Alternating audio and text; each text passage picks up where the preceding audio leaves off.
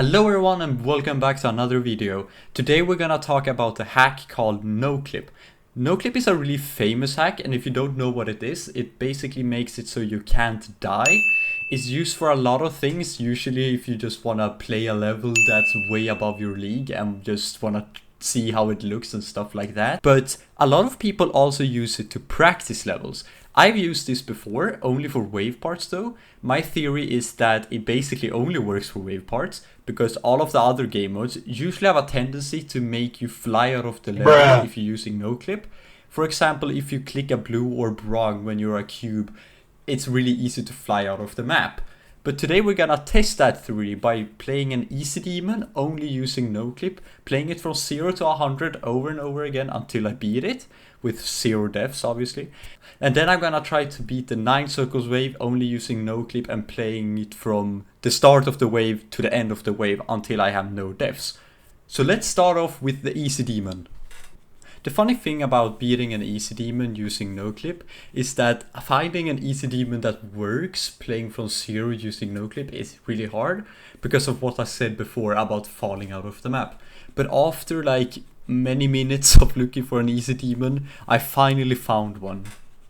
Okay, so I found a level. I have looked in a lot of levels, try to find one where I doesn't get like fucking yeeted out of this planet.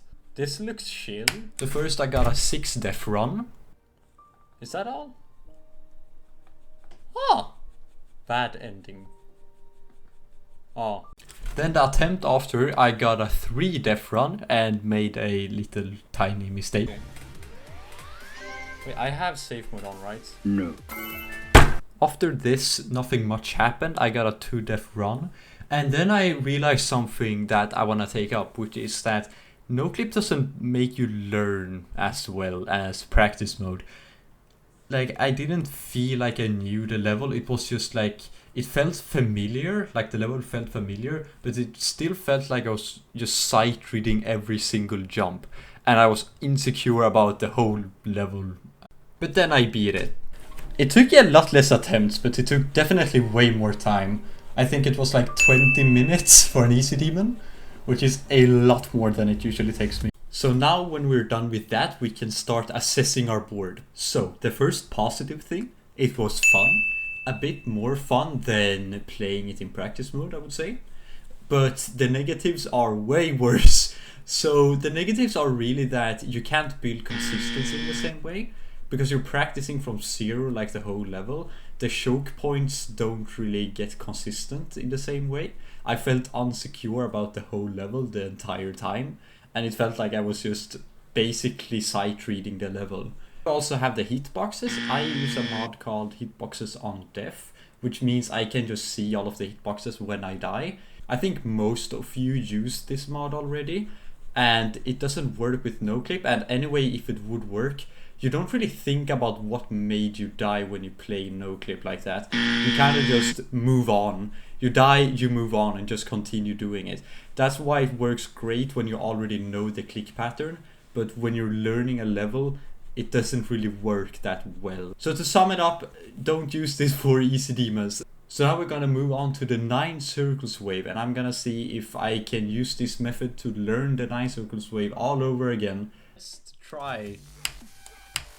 I haven't played this wave in a while, so hopefully this is a good way to learn it again. Okay, 10 deaths is not too bad. 7 deaths. Okay, 2 deaths. I'm gonna say this now. This is a really good way to practice long wave parts. 1 death. Okay, so I would recommend this for these long wave parts when you learn the click pattern. This is a really great way, especially if it's like Poltergeist, especially like levels like Poltergeist where the beginning is a lot harder than the rest of the wave, so you can just practice the whole thing and feel that you have the consistency and have the click pattern done. Okay, there. Okay, so this is kind of interesting, because like I built consistency, but it didn't feel like I was learning it.